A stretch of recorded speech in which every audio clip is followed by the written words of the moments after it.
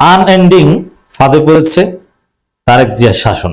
এই ফাঁদ থেকে বিএনপি সরকার আর বের হতে পারবে না। হ্যাঁ, এই ফাঁদের রহস্য এটাই। বারমুডা ট্রায়াঙ্গেলের কথা শুনেছেন আপনারা, যে বারমুডা ট্রায়াঙ্গেল যুক্তরাষ্ট্রের কাছাকাছি প্রশান্ত মহাসাগরে এমন একটা ভয়ানক ফাঁদ।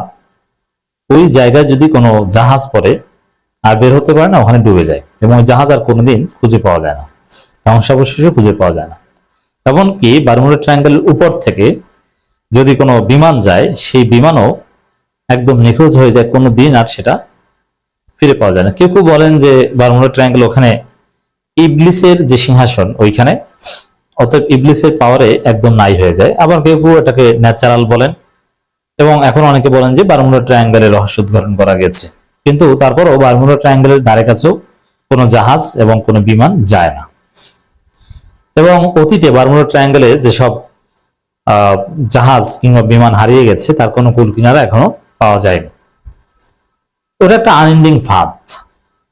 তো বিএনপি সরকার, তারেক জিয়ার শাসন ওইরকম ফাঁদে পড়েছে। আর সেই ফাঁদ হচ্ছে বিশ্বব্যাংক আইএমএফ এর ফাঁদ। বিশ্বব্যাংক আইএমএফ এর ফাঁদে যারা পড়ে, তারা জীবনে আর সোজা হয়ে দাঁড়াতে পারে না এবং নিজের মতো দেশ চালাতে পারে না। দর্শক, খবর, প্রধানমন্ত্রীর সঙ্গে আইএমএফ এর পরিচালকদের বৈঠক অনুষ্ঠিত হয়েছে।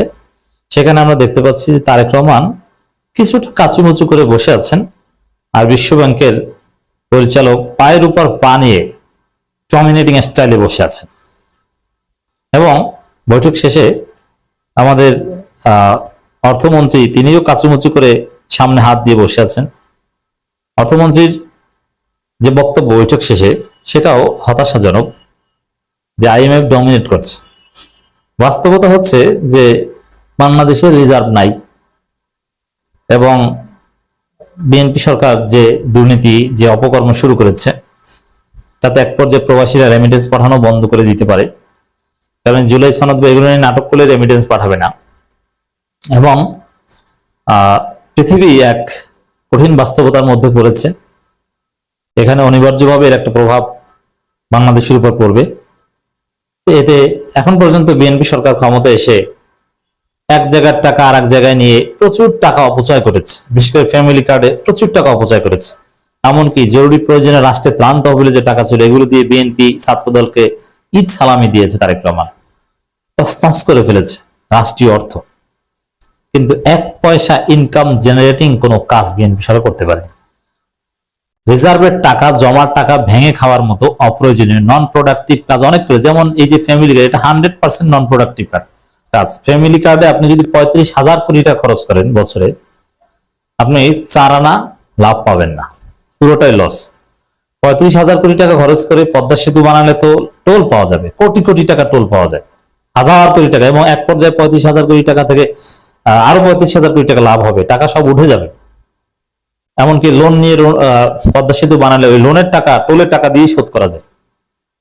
কিন্তু ফ্যামিলি কার্ডের কাছে যদি আপনি বছরে 35,000 কোটি টাকা খরচ করেন, আপনি 4 আনা লাভ পাবেন না। আপনি এইভাবে টাকা ধ্বংস করছেন, কিন্তু ইনকাম করতে পারছেন না এক পয়সাও। তাতে রাষ্ট্রীয় কোষাগার শূন্য হয়ে যাচ্ছে। এখন বিএনপি সরকার আইএমএফ এর হাত পা ধরা শুরু করেছে। আর আইএমএফ এমন চিজ, দেখেন, যুক্তরাষ্ট্র, ওয়ার্ল্ড ব্যাংক, আইএমএফ, জাতিসংঘ, ব্রেটেন উডস, এই যে নেক্সাস, জাতিসংঘ হচ্ছে যুক্তরাষ্ট্র, ওটা আলাদা কিছু না। আর ওয়ার্ল্ড ব্যাংক, আইএমএফ, এটা পুরোটাই হচ্ছে যুক্তরাষ্ট্র, আমেরিকা। এবং এই যে নেক্সাস, এটা হচ্ছে একটা প্রতারক নেক্সাস, এবং এরা ব্যর্থতার কাছাকাছি চলে এসেছে। এরা পৃথিবীতে নেতৃত্ব দিত, এবং বিশ্বব্যাংকে অল ইন অল ছিল। আইএমএফই মনিটারি পলিসি সব ঠিক করে দিত, কোন স্ট্যান্ডার্ড চলবে, গোল্ড স্ট্যান্ডার্ড উধাও হয়ে যাবে, এগুলো সব বিশ্বব্যাংক আইএমএফ করেছে। কিন্তু এটা কিন্তু এখন আর আশার আলো দেখাতে পারছে না। বরং চীন, রাশিয়া বা আরো অনেক দেশ, যেমনকি ভারতও আছে, তুরস্ক, অনেক দেশ মিলে বিশ্বব্যাংকের বিকল্প আলাদা ব্যাংক প্রতিষ্ঠা করেছে, এবং ওয়ার্ল্ড ব্যাংকের বিকল্প আলাদা এরকম একটা প্রতিষ্ঠা করেছে। এখন পর্যন্ত সারা পায়নি, কিন্তু অদূর ভবিষ্যতে, যেমন একসময় ছিল ওয়ারশো প্যাক্ট, মিলিটারি ট্রিটি, সোভিয়েত ইউনিয়ন ভুক্ত দেশগুলোর বা সোভিয়েত ইউনিয়ন এলাই যারা, ওয়ারশো প্যাক্টের বিপরীতে যুক্তরাষ্ট্র বলয় বা পশ্চিমারা তৈরি করেছে ন্যাটো। ওয়ারশো প্যাক্ট কালের বিবর্তনে হারিয়ে গেছে, আর ন্যাটো কিন্তু এখনো আছে, এবং ন্যাটোই সবচেয়ে largest military organisation of the world. এখন ওয়ার্ল্ড ব্যাংক, আইএমএফ এগুলো আছে, প্রতিষ্ঠিত হয়েছে। তার বিপরীতে নিউ ডেভেলপমেন্ট ব্যাংক প্রতিষ্ঠা করেছে চীন, রাশিয়া, ভারত মিলে, আরো অনেকে, ব্রাজিল, এবং তাদের ক্যাপিটাল কিন্তু অনেক। তো একদিন এই সেই নিউ ডেভেলপমেন্ট ব্যাংকের কাছে ওয়ারশো প্যাক্টের মতো করে হারিয়ে যাবে বিশ্ব ব্যাংক, উল্টে যাবে। এবং পৃথিবীতে এরকম একটা সাইকেল থাকে, সে সাইকেল পূর্ণ হওয়ার সময় এসেছে, চক্রে হারিয়ে যাবে বিশ্ব ব্যাংক, আইএমএফ। এরা এমনিতেই ধ্বংসের কাতারে আছে। এই যে দেখছেন যে ট্রাম্পের থিওরি এখন আর কাজ করছে না, চাপাবাজি করে পরের দিনেই পিছু হতে হয়, যে এই করব সেই করব, একদম ধ্বংস করে দেবে ইরান। পরের দিন বলে যে আমি আর আয়াতুল্লাহ মিলে হরমুজ প্রণালী নিয়ন্ত্রণ করব। অথচ আয়াতুল্লাহ বলছে যে না, ট্রাম্প তোমাকে এখানে কোনো দরকার নেই।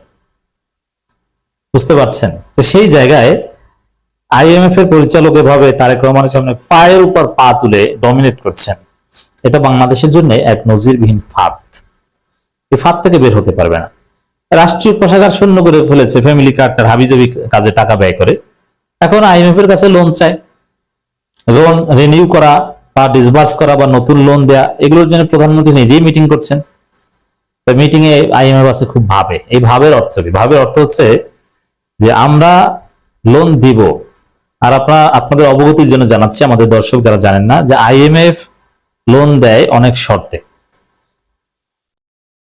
মনিটারি পলিসি আইএমএফ এর মতো করে সাজাতে হয়, ব্যাংক আইএমএফ যেরকম বলবে ওরকম চালাতে হয়, ব্যাংকের সুদ হার কত হবে এগুলো আইএমএফ যেটা সেট করে দেয় ওইটা করতে হয়। মানে আরো ব্যাংক খাতে ট্যাক্স বাড়ানো যাবে না কমাতে হবে, ট্যাক্স বাড়ানোর পরামর্শ দেয়, প্রাইভেটাইজেশন করার পরামর্শ দেয়, আর অনেক কিছু।